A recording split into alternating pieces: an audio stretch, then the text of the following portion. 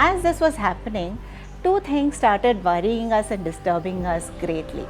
First, if every trekker had to go and do this buying and having these equipment for themselves, how could everyone trek sustainably? How would trekking be sustainable in itself?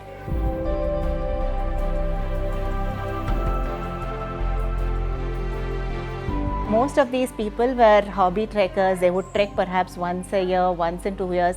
Some would perhaps never trek at all again in their lives. And all this equipment would just be lying in their houses.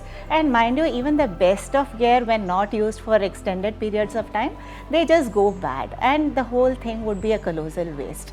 The second thing that worried us greatly was that these equipment are quite expensive, and if each and every person has to buy them, they would be spending more on the equipment rather than on the trek or the travel itself.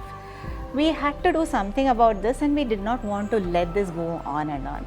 As we were deliberating over this, we realized what we were doing amongst ourselves within our office at Indiahikes.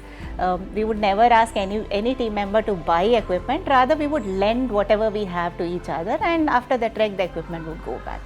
We decided that this was the philosophy to follow, and we wanted to see gear as a shared resource and not as something that each and every person has to own, and this is the only way in which trekking could be made sustainable.